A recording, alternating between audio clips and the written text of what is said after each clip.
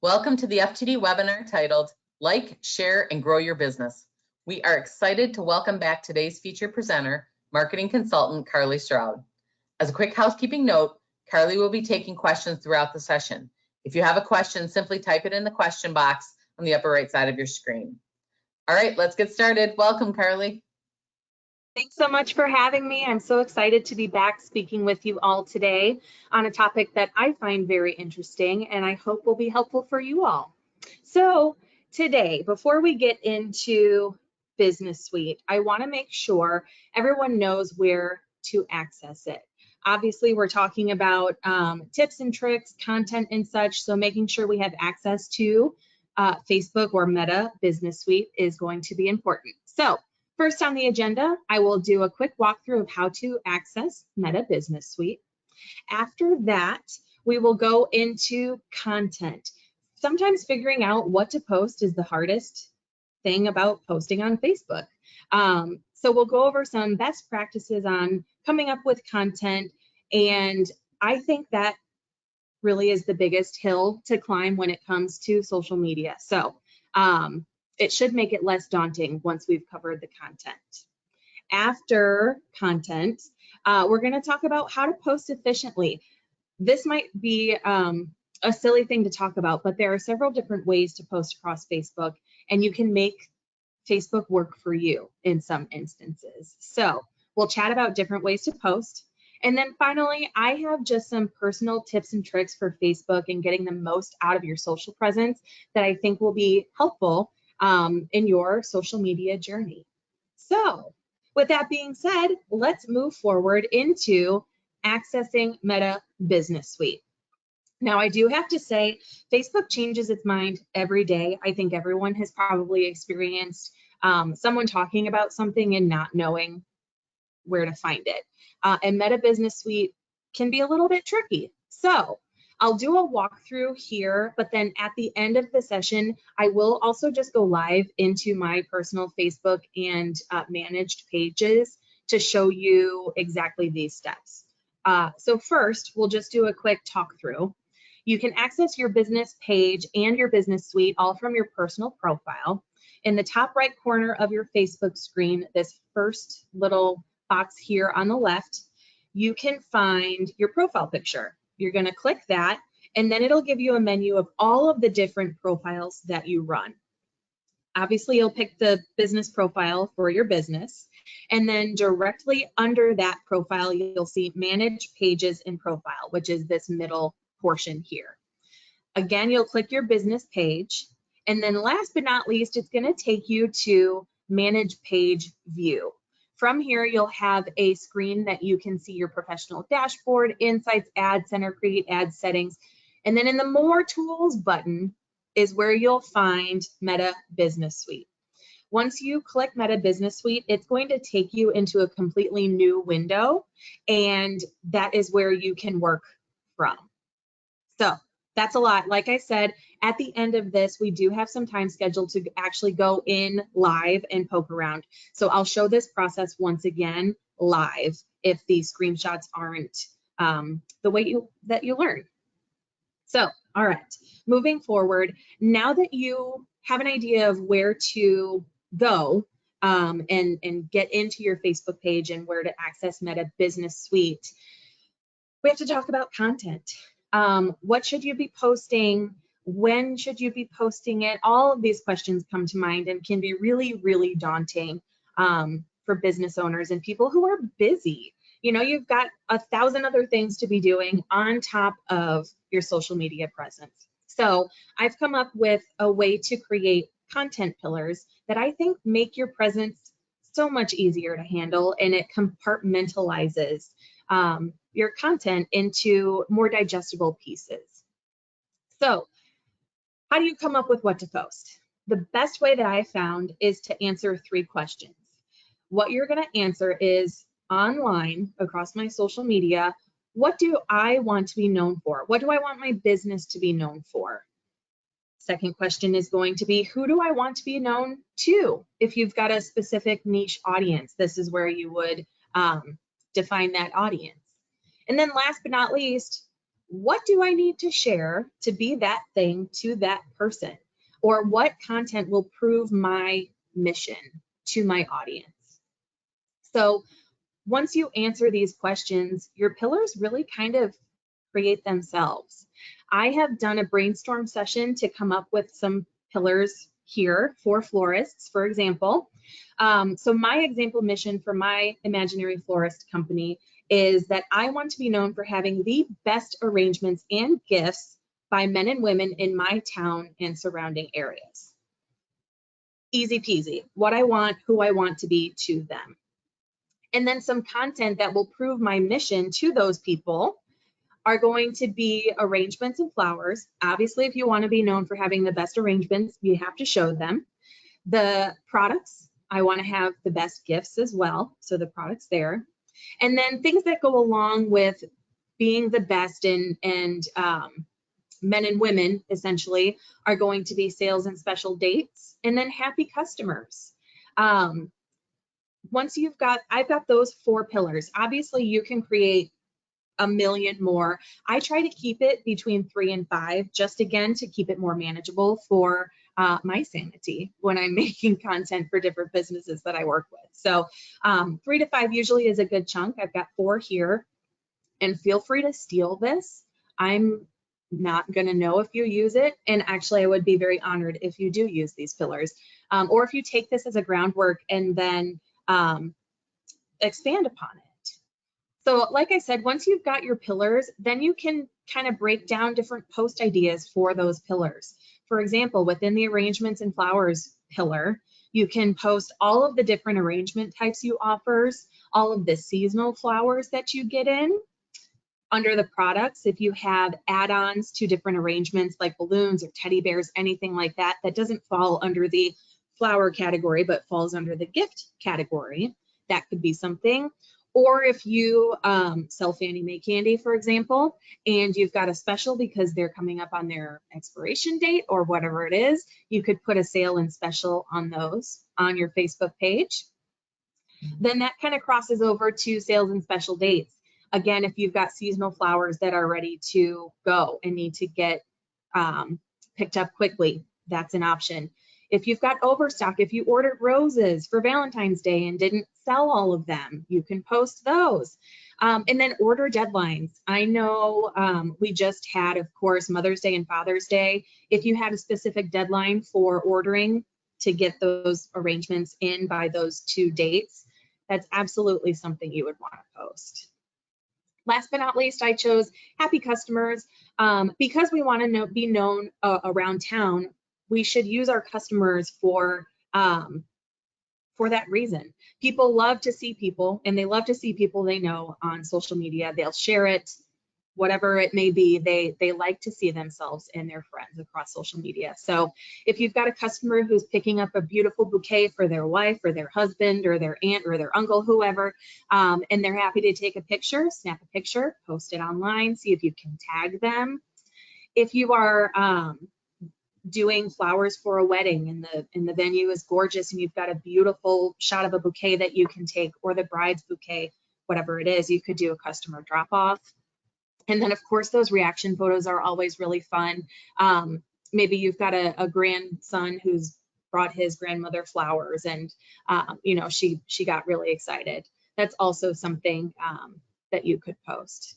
So just some content ideas to maybe to get the ball rolling. And if, like I said, please use this as a base for what you'd like to post across your social, because I know content is the most daunting part about all of this, and I understand that. So feel free to use these or change them up. Use the mission, use the audience, use it as you need. So now we kind of have an idea of what we want to post. Now let's chat about the different ways to post.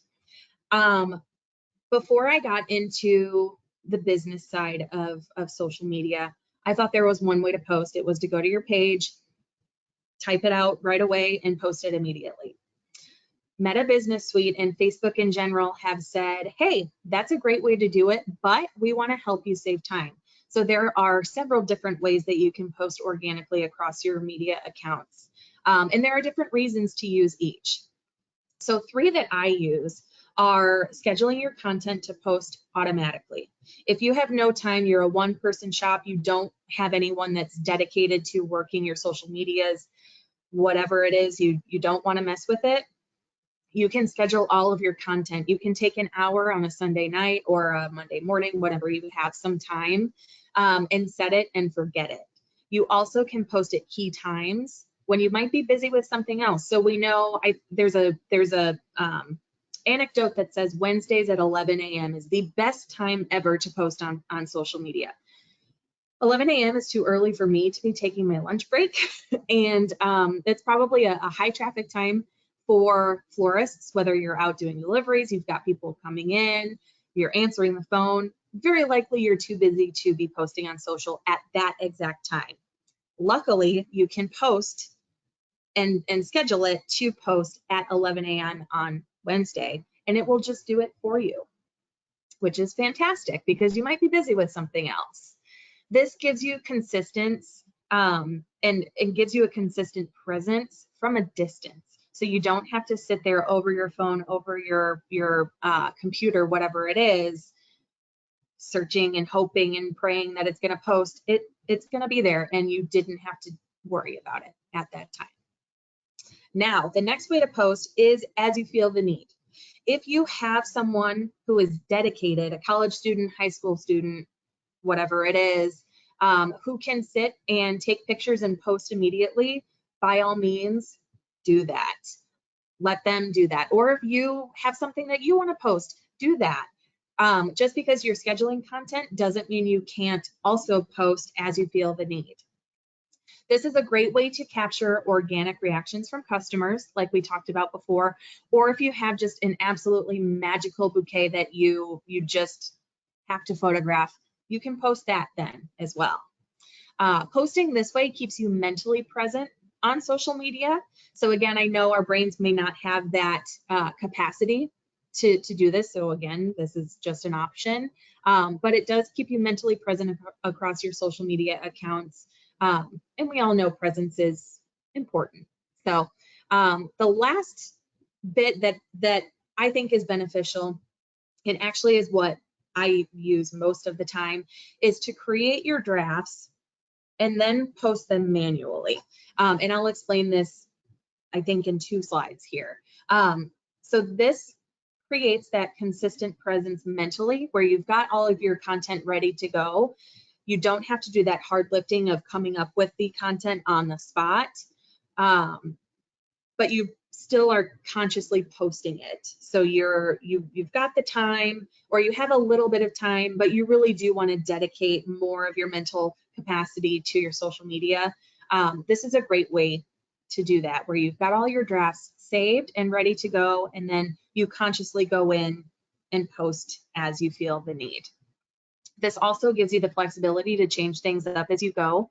So if you did have a magical bouquet that you were going to post on Friday, but it's got lilies in it, and you have some more lilies that are sitting waiting to be designed, post it now. Go in and change it and post it now, instead of worrying about, oh, it's going to post too late, or whatever the case may be. Just a tip here, as we're creating content, you've got your content pillars, you know how to post. Don't forget to keep those strong calls to action in your content. Link to your order form, or keep your phone number to call in orders, or link to the website to see more, link to the specific product that you're posting about. Make sure that all of your posts, most of them, I should say, have some sort of call to action to drive further action from the people that you want to take action with you. All right, so that is posting on social media. This leads me to my first trick for Meta Business Suite, and that is using the Content Planner tab. Now, once we have gone through all the steps before, and I'll show this live as well, you'll see on the left-hand side that you've got a menu. You've got a home screen, notifications, then you're going to click the calendar button. From here, it's going to bring you to this screen, and it's going to give you a calendar where you can schedule all of your posts, stories, ads if you're so inclined. And you can post them to Facebook and or Instagram. And I say and or because if you don't have Instagram, it doesn't matter. If you want to post to both at the same time, you can. If you want to post from Facebook to Instagram, you can. So and or is the key word there. From here, you've got a quick view once things are scheduled. I didn't have anything scheduled for this week, so that's why you're not seeing any content scheduled there. But once it is scheduled, you can see all of the content that's set to be posted and the times that it's set to be posted. Also, Meta gives tips and tricks as you go. So you've got a tip from Meta right here that 11 a.m. on Saturdays is when my audience is most active, and you should post then. And then same thing here, 7 p.m. on Fridays, and this was Facebook under here. That was just a poor screenshot on my part.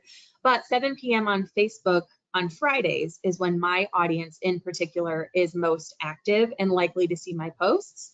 So Facebook suggests I schedule a post for that time. So I could do that. On the right-hand side here too, it also gives you moments or upcoming events. So I took this screenshot before last week, before Father's Day. So it reminded me, hey, Father's Day is coming up. It also offers more niche holidays. National Chocolate Day, I think, was one that I saw in there before. So just some fun things to give you an idea or inspiration for posting. And you can schedule your post for that moment or event, whatever it is, straight from there. From here, you can also see your drafts, which is up here right next to moments. If you hit the drafts tab, it will take you to all of the content you have created and allow you to see what you've got out there and then post from there. From here, you can also create your content, which is where we're going to go next. So you'll go up to the top right-hand corner and hit create, and it is going to take you to a screen that looks like this.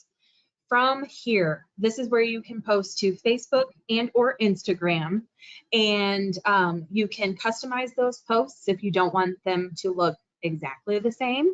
You can toggle this button here that says customize post for Facebook and Instagram. You can toggle so that it's a little different so you're not posting the exact identical thing across both mediums. You absolutely can do that. I do that. Just an option if you don't want to do that. There's no right or wrong answer there. Once you get your content the way you like it, you'll be able to see a feed preview. You can do this across Facebook and Instagram. It'll show you what it will look like in people's feeds. And then you've got your scheduling options. So these are the 3 different places where you can decide how you want to post. If you want to publish it now, publish it now. Publish now, hit publish.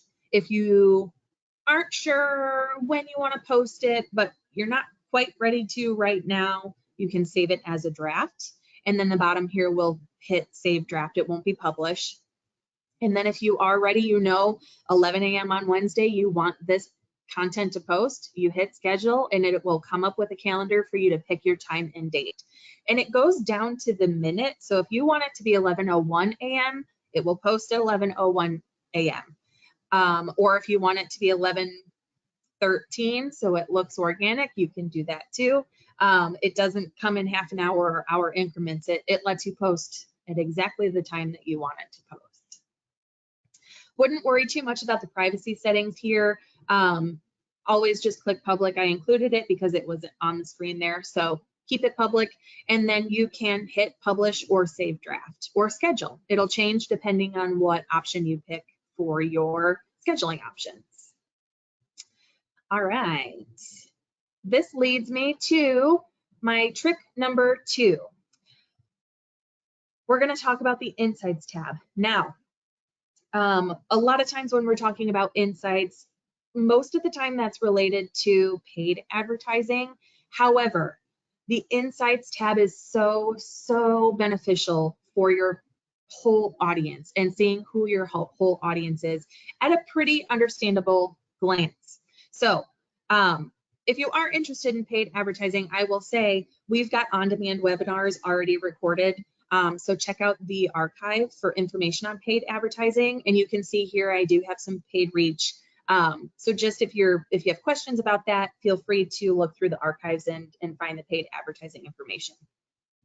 That being said, this Facebook reach that I've got here on my overview tab is telling me that I am reaching 400 people a day, and this is just from May 23rd through June 19th so 28 days or so. My Instagram reach is 162 people, and then I can see the daily peaks across Facebook and my reach across it should be Instagram. I'm not sure why that little line is like that. Anyway, so you can see your peaks and which days are most active with this graph here. You also can do goals within this, which is nice. So I had a goal to grow my Facebook page in a month by 2 people. I lost a follower apparently on here, but it will tell you that, and it'll just track your goals. And that's nothing that Facebook will do to help. It's just a personal accountability thing here. So this is the overview page. Like I said, it gives you a really nice overview of your audience. Once you click down, you can look at the audience page, and this is where I think I start to nerd out just a little bit on this. From your audience page on Facebook and Instagram, it will show you who those people are, if they're men, women, what age they are, their average age, and then the top cities where they live. Now, I think this is really important because as we were setting our goals for my fictional florist business, I wanted to be the #1 florist in my city and surrounding areas. So this is where I can check in and say, all right, am I hitting that mission? I used to live in Springfield, Illinois. I now live in New Orleans, Louisiana. So I can see my top city was Springfield, Illinois. I was doing it right when I was living there. Belvedere, Illinois is where I'm from. Most of my family is there, so I can see, all right, I've got a following in the town that I grew up in. And then these areas are areas that surround the 2 different cities that I lived in Illinois. So according to these measurements, I'm doing a pretty good job at owning my own backyard across Facebook and Instagram. Now, I've only been in New Orleans for a few years, so growing that audience is a goal of mine to be gold. I'm still working on that, but it's just for a small little side business, so I'm not too concerned about my audience not quite being here just yet. But again, this gives you a really great breakdown of where your audience is coming from and who your audience is. So I know mostly women who are aged 25 to 34 or 35 to 44 are my target audience. So then I can start to cater my pillars and the content within my pillars to those younger audiences. Using the way that I speak to drive my messaging. If it was an older audience, maybe I would cater that back. I make cups, and so I'll just show this.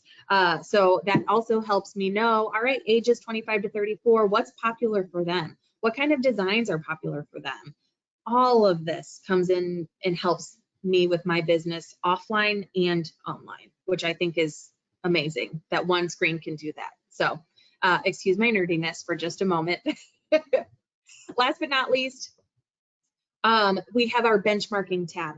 This is where you can go in and see how your page relates to other pages. If you have a page or a business page that you love and you want to emulate what they're doing, you can add that business to this page here. That business will not be notified. And you can just see in general how many page likes they have compared to you, what their change is compared to you, and the number of content pieces that are published compared to you. So I can see here, I really love this Custom Crafts by KK page. She's got a significant number higher of page likes than I do. She's grown her page, but we can see I've only posted 4 times within the last month, and she's posted 33 times. So I know if I want to have the number of page likes that she has, I should probably quadruple the content that I'm posting to emulate the content that she's doing. It doesn't give you any insights on what they're posting, which is, I think, is good because you need to stick to your pillars and your business. And copying what other pages are doing is sometimes helpful, but for the most part, being true to you and your business is going to make it work the best for you. All right, tip number 3, and this one is, I'm taking you for a curveball. Tip number 3 is Meta Business Suite has its perks, but if you're uncomfortable with it, you can do almost everything that we've talked about today from your professional dashboard instead. So you can find your insights there. You can find management tools from there. And it also has an inspiration page where you can go and get inspiration, much like that calendar tool does within the Meta Business Suite. So again, this will give you a high level overview of your page's reach, the engagement, your likes, your followers. The only snag in the road here is that scheduling and drafts have to be done from Meta Business Suite. However, when you do go to post from your professional dashboard, it will give you the option to pop into Meta Business Suite. So again, Facebook Meta makes it pretty easy to switch between the two. It just will pop you, like I said before, into a different screen where you'll have to finish out that action of scheduling or saving a draft. My favorite part about the dashboard here, the professional dashboard, is that there's an inspiration hub. So again, we've talked a lot today about how coming up with content is important, but also daunting and really the hardest part of social media. So using this inspiration hub has been really fun for me. I'm able to go in and see top songs that are trending to use in Reels. So if I just put a couple pictures together, build a slideshow, and then put that song on top of it, I know more people are going to see my video because the song is trending. Same with hashtags. You can see what hashtags are popular right now, who's getting the most views, add that to the back of the content you're posting. You've got some more eyeballs on it. And then last but not least, popular topics in general. I use this more for offline content. So, trying to decide what kind of cup to design next, anything like that. This also might help with the gifts side of business if you do offer things other than just flowers and arrangements. All right. So we've talked a lot today about content, posting on social media, and I don't want you to think that was all for nothing. So I do have just some stats for you all. I'm not going to go through everything here because I think everyone is going to get this as a PDF, so you'll be able to see these stats. But I did want you to know 78% of floral shoppers are on Facebook and using it. It is so important for you to be there because your audience is there. We also know that 50% of floral shoppers use Facebook to search for information about local businesses. 1 in 2 of your customers has looked you up on Facebook. And I'm just going to let that sit for just a second. Statistically, I can't say for sure that 1 in 2 of your specific customers have. But statistically, 50% of the people who buy from you have used Facebook to search for you. So what kind of information did they find? And what kind of information do you think would have driven them to you if they didn't come to you? Just sitting with that for just a moment. As you can see, it's very important to have a social presence, even if it's just 3 posts a week that you have scheduled on a Saturday afternoon. Even if it's, hey, I've got a beautiful bouquet and I post every Monday, whatever it is, making sure that the people who are looking for you can find you and have good content to see and earn trust from them is hugely important. Last but not least, I've got planned celebrations on here from a business that we use called AdMall. 34% of floral shoppers plan to expect to attend a wedding in the next year. And 31% plan to attend a graduation. I do believe both of those are pretty high floral arrangement giving events. So this is also something that you can use for content if you know a lot of your audience is planning a wedding, attending a wedding, boosting up your wedding bouquets, or different just venue ideas that you've decorated before, whatever it is, can help and helps drive trust from your audience. So that was a lot, and I know it was a lot. So I've got some key takeaways. These content pillars, I promise, are going to make your life easier. I used to not be a believer, and I am now, after doing some content pillars for a couple of businesses that I work with. Feel free, like I said before, to borrow or completely take the pillars that I've started for you. My best uses for Meta Business Suite are the Content Planner and the Insights tool. You don't have to go to any other screens except those two, and you'll be a whiz by the end of it. But if you're not a whiz, you don't have to be a social media genius to have a strong page. As long as the content is there, that's going to make you have a strong page. And we know the content needs to be there because your audience is there. So to summarize, a little bit of dedication in finding what works for you and your business, no matter if it's, like I said, 1 post a week, 7 posts a week, whatever it is, it will take your page to the next level. And that is the end of the presentation portion. If you have questions, go ahead and throw those in the chat. I will do just a quick live version of getting into Meta Business Suite from my Facebook page, if anyone is interested in hanging on to see that information. So I've got my Facebook page up here. We'll switch to that. So like I said before, what you're going to do is from your home page, find your profile picture in the top right corner, click that. I have a lot of profiles, so you probably will only have 1 or 2. From here, you can select your profile. This is my page that I own, and it's switching to my page. From here, we've got right underneath that, like I said, the CCAF designs. You're going to hit that again.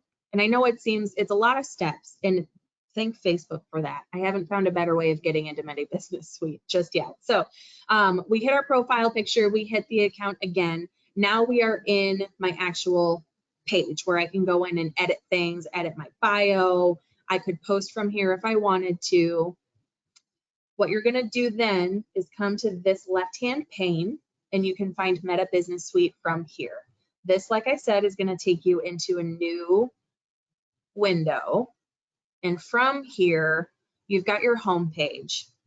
Kind of summarizes everything that's in this left-hand pane over here. Then you're going to hit Planner. And this is that content calendar that I had that screenshot of before.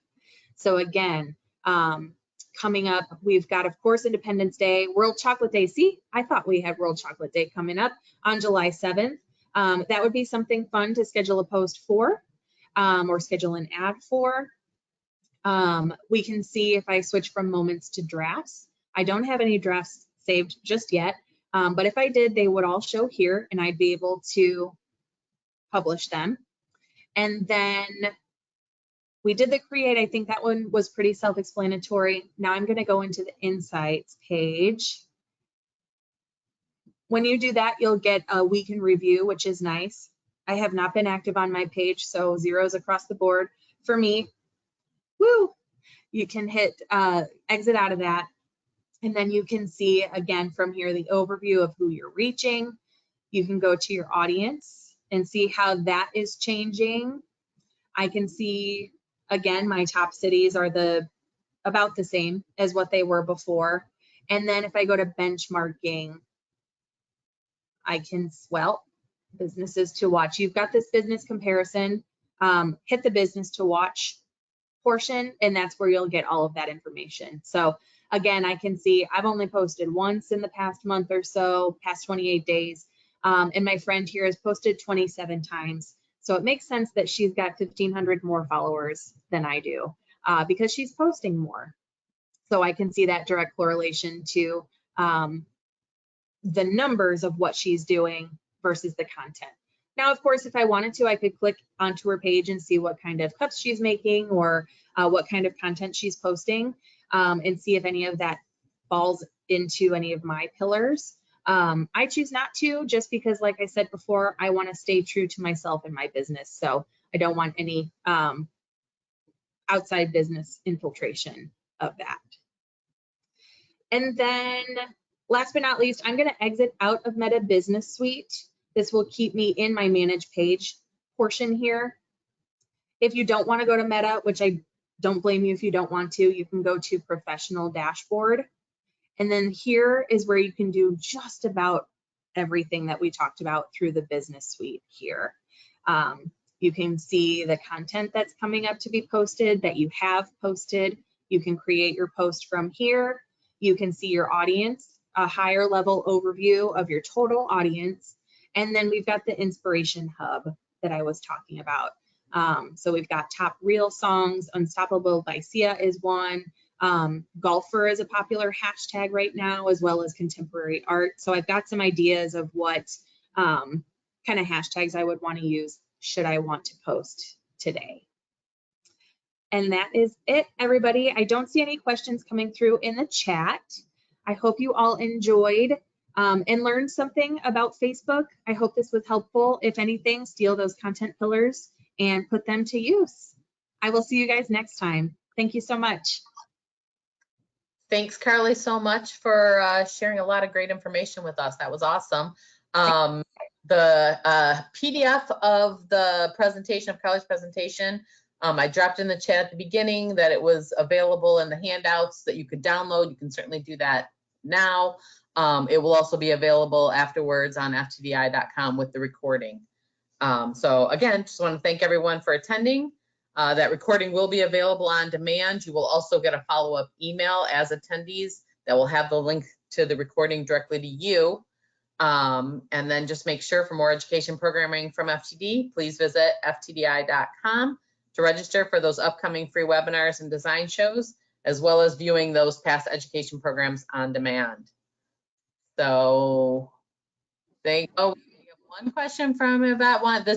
Yvette, type where you are typing is where you ask the questions. And Carly, Guillermo wants to know, how do you manage bad reviews? Oof, that's a tough one, but it's got to be honest. Facebook unfortunately doesn't let you delete reviews, which in the grand scheme of things is great.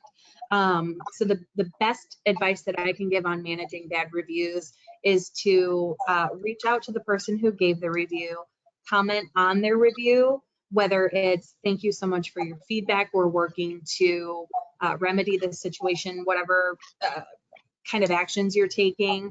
That's the advice that I would give, is to be open and honest about it. If it is one of those situations where it's a completely out of pocket review that doesn't make sense for you, your business, someone just has it out for you, then you can also respond politely that says, Mr. Customer, I don't believe we've had the pleasure of meeting, or I don't believe that you've shopped with us, something like that.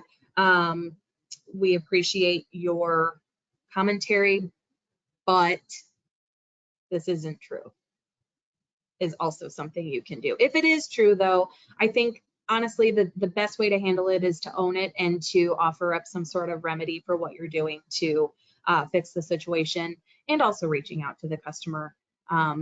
Most of the time when people post bad reviews, it's because they want attention. So giving it to them may feel like you're giving in, but it's good for your business and for the rest of your customers to see that you're acknowledging what's happened. I hope that helps. Thanks, Carly. I don't see any additional questions. Yvette, if you have any follow-up questions, just send them in and we'll be sure to share those and get answers for you. So thanks everyone for joining. Thank you.